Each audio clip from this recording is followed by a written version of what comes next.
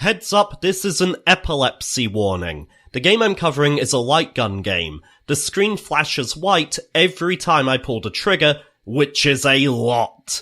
If you suffer from epilepsy and think you might be affected, please don't watch this video. Here's some gameplay footage in case it helps you judge whether the review's likely to cause you any problems.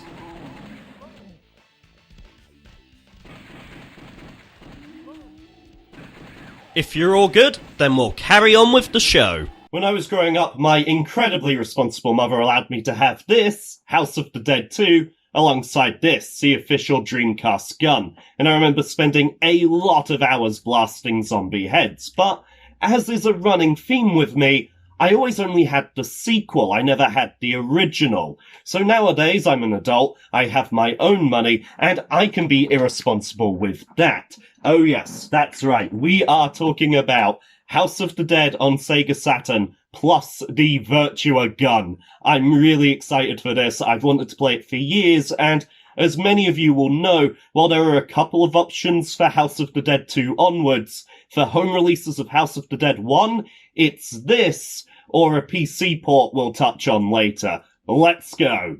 Being a port of an arcade game, the plot's as basic as it gets. You get a call from your fiancée, she's at the Curian mansion where there's been some kind of outbreak.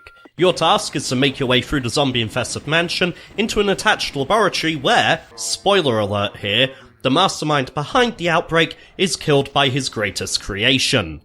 Hey bro, can we talk? While the story's paper thin, it's also not really needed. The premise of grabbing a gun and blasting through waves of the undead is enough incentive to get me playing this game on its own. We are on the Saturn, so graphics are a noticeable downgrade from the arcade version. Characters have fewer polygons, making their joints more obvious. Designs have been changed, such as removing Rogan's trench coat, and the textures are much lower resolution.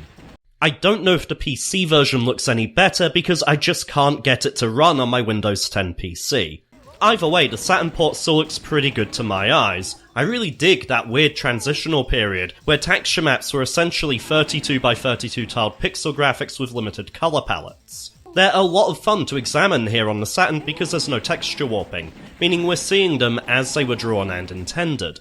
I was really impressed with how often your surroundings and environments change. There are very few repeated assets in this game. Visually, it's a real treat and every individual room or corridor stands out. There are practically no instances of developers copy-pasting stuff, which leads each area to feel handcrafted.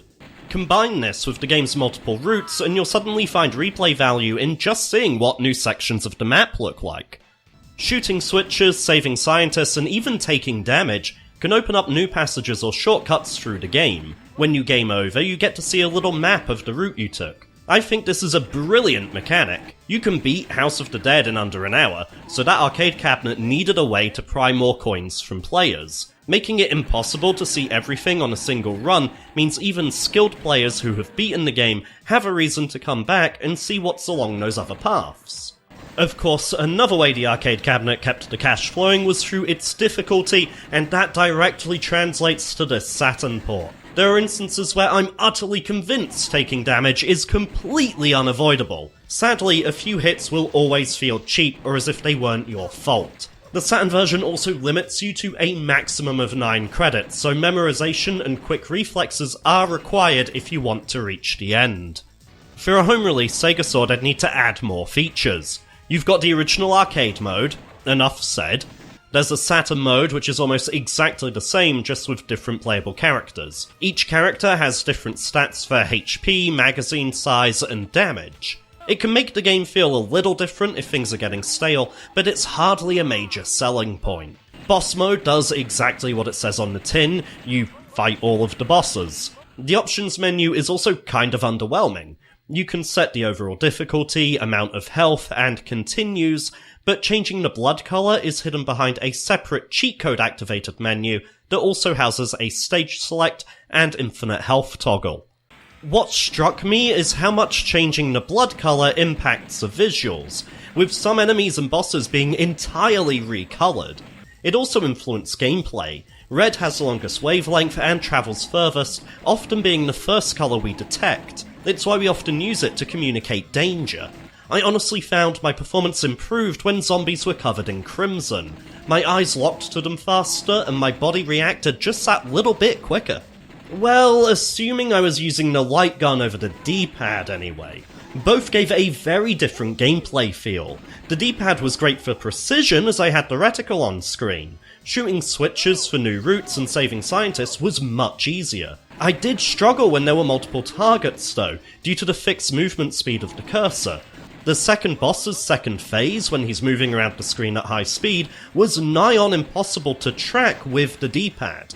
The light gun, however, allowed me to react faster, quickly flick between targets, and take less damage overall. The downside was my accuracy took a hit, causing me to accidentally kill scientists or end up on longer, more difficult routes through the mansion. Overall, each control style's different pros and cons meant I was making about the same amount of progress before hitting a game over with each of them.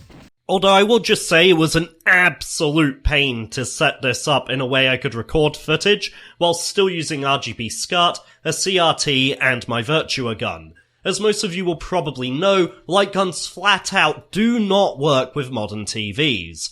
I majorly preferred using the gun, it's absolutely the way I'd recommend playing this if you have the setup, but damn did wanting to record footage make it that little bit more complicated. It got more frustrating when the gun's aging hardware let me down. It kept randomly cutting out on me. Thankfully, Virtua Guns are surprisingly cheap, so it was easy to get a replacement. The downside is that replacement also had the same problem, albeit far less pronounced. While it can be fixed, I don't have a soldering iron or the relevant skills and experience to even attempt that. Upside of that little spend? 2 guns, baby! Playing the game like I was Lara Croft was insanely gratifying, but damn, my accuracy got even worse. Even so, if you ever get a chance to experience this, you should definitely go for it. Besides the hardware fault, I did have some other complaints. The final stage is a bit of a disappointment, consisting of a boss rush before just throwing you into the final battle. Assuming you can even reach the final stage without cheating, given the general difficulty level and limited continues, though I suppose that's to be expected in older games. So all in all, what do I think? Well, the game itself is fantastic, I absolutely loved it, but I think the outlay and getting it up and running is going to be too much for most people to bother with. See, the game itself is already around about the £40 mark. You then have another 10 to 15 for the gun, and you've got to hope you don't get a dud. I've had 2 back-to-back with the exact same issue, and looking at forums and such, seems to just be a common fault with the hardware. Unless you can go in, solder, you have those skills and that confidence, you're probably not going to get a good experience from this gun. Then you also need a CRT TV to actually use the gun with. Those are getting fewer and further between, and that's another £20–30 possibly on top. At that point, you're £80 down to play a single light gun game. Now you could argue that once you have the TV and you have a hopefully working gun, you can play any Sega Saturn light gun game. And you're right, but the only other light gun games worth playing on the Saturn are Virtua Cop 1 and 2.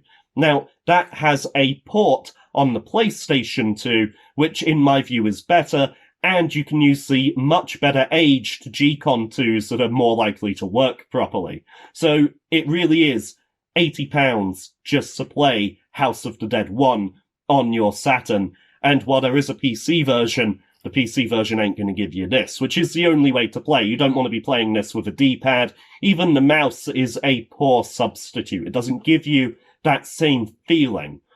There is a remake coming out. The remake, I assume, will use PlayStation Move controllers with the PlayStation camera, in a similar way to how House of the Dead 3, 4, and Overkill operate over on the PlayStation 3. That, I'm keeping an eye on that, I'm very interested in. But this, right now, is your best option, and it's not a great option. Before I sign off, I wanted to give a shout out to Retro Games HQ in Swindon. It's where I picked up this copy of House of the Dead and several other titles that might feature in future videos. Whenever I'm in town, I make sure to pop in. There's a great selection of games at decent prices, and the owner's a really nice guy. They're not sponsoring this episode, they haven't asked me to give them a mention, they won't even be aware I'm promoting them until this episode goes live. I'm giving them a plug entirely off my own back because I like the store. You can find the shop in the back of Holmes Music, so if you're ever in Swindon, be sure to swing by. Well, that'll about do for this episode, guys. Thank you again very much for watching. There's the whole like, comment, share, subscribe deal. You know the drill, and I will catch you soon.